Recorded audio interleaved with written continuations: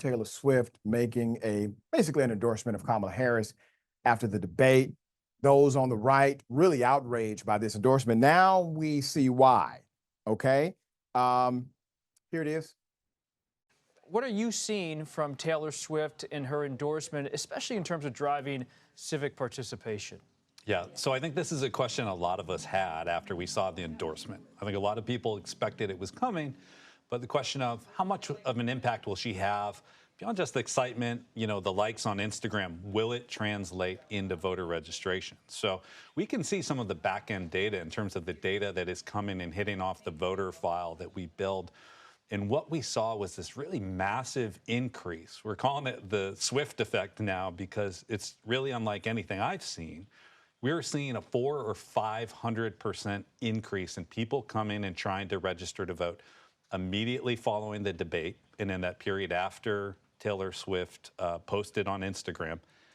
With millions watching and many people benefiting from this program called Indisputable, we just need 1% of the viewers to become a paid member so we can continue to bring this content to you.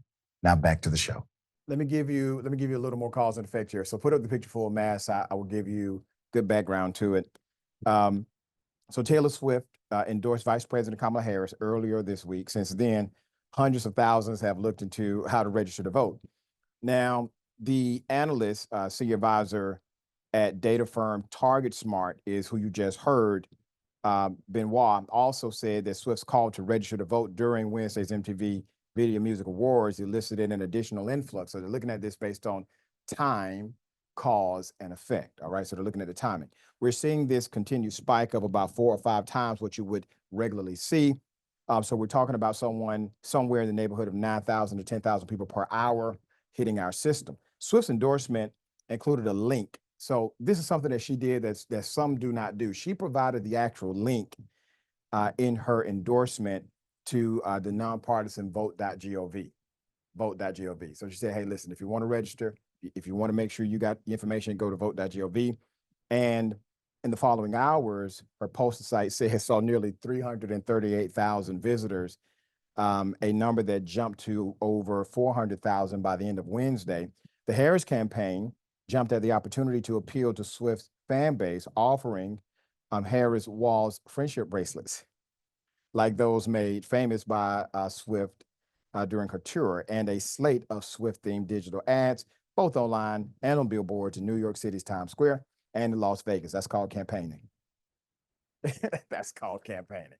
All right. I was wondering why the right was so upset. I mean, the white women conservatives, they really had a breakdown after this Swift endorsement. Well, they knew something we didn't know.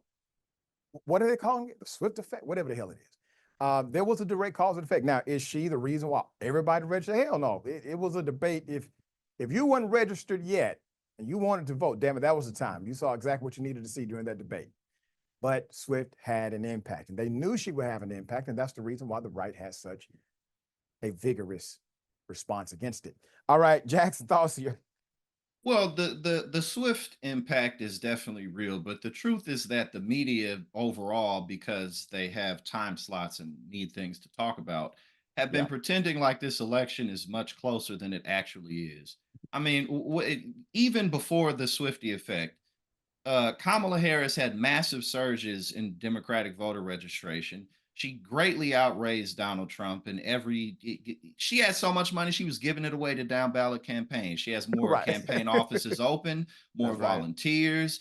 And when it like literally winning in all the polls, like the media will be like, all right, today we're gonna talk about this one poll where she's up by 1, but we're not gonna talk about the 13 other polls where she's up by 6 that came out the same day. And now you have stuff like this. And on a daily basis, Donald Trump cannot stop ruining his campaign. Kamala and Tim Walz are running a good campaign. And lastly, well, 2 last things. One, ain't no more undecided voters left, maybe 1% of people, but other than that, people know what's up now. And 2, at the end of the day, I forgot what I was going to say. Basically, I was just I didn't rattled off so much stuff. Oh yeah, there's no more silent Trump vote. That's gone. There's now a Mm. silent Kamala vote. So it's not looking good for Trump, man. That's an interesting but very true dynamic you just pointed out, and I agree.